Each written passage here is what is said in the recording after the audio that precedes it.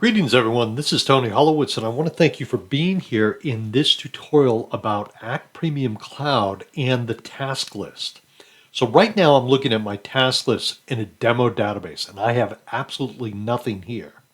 Let me go to my contacts, and in this database I only have a certain amount of contacts. This is what I call my cartoon database. It's filled with cartoon characters from my youth.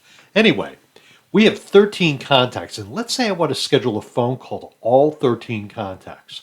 Well, I've done a lookup of the 13. We'll see it's one of 13, Wilma Flintstone. And what I'm going to do is I'm going to come up here and I'm going to click on the phone call icon up on the menu bar. Now this box pops up. You'll notice that when I come in here, it's only going to schedule a call to Wilma. So how do I schedule a call to multiple contacts? I'm going to back out of this by clicking cancel. I'm going to click OK. I'm going to get out of here and I'm going to come to the list view. Now, I'm going to click on the first contact and I avoid clicking on any of the blue hyperlinks because it would create another event. I'm going to click on the first one. I'm going to hold the shift key down and click on the last one. So now I've selected all these contacts. Now I'm going to go up and click on call. When I do that, you'll see it took all these contacts and threw them down here.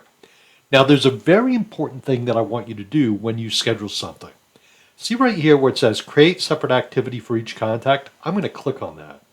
Now right now in the cloud version, this is something you have to do each and every time. However, in the desktop version of Act, this is a setting under preferences that you can select that, so that is always done for you, so you don't have to do it every time.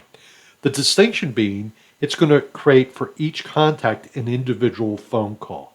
So I'm going to come up here, I'm going to call this fake call, or test call, I should say, test call number 3. And I've been doing some series of tutorials, and I've been using different options here. So it's scheduled for a 10-minute duration for right now at 8:30 a.m. on the 24th of 2025.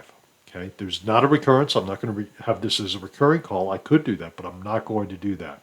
So I'm going to click save, and now at a glance you won't really see anything change here. But if I go over to the task list and look at that, you'll see that here is a list of all the calls that I just scheduled. Okay, so now I can work through these individually. But there's a few things that I want to mention here that a lot of times I find my clients don't really focus on. It's customizing the task list so you only see the information that you really need, and to make it a little bit more workable or easier to work with, I should say. So one of the things I'm going to do is create a tutorial today on working with the task list, customizing it so you can see this data. I'm also going to talk about the difference between deleting things and clearing them as having been done or not done, and you'll see that shortly as well. Okay, my friends, that's how you schedule a call to multiple contacts. If you have any questions, as always, don't hesitate to reach out to me. Be well. Bye now.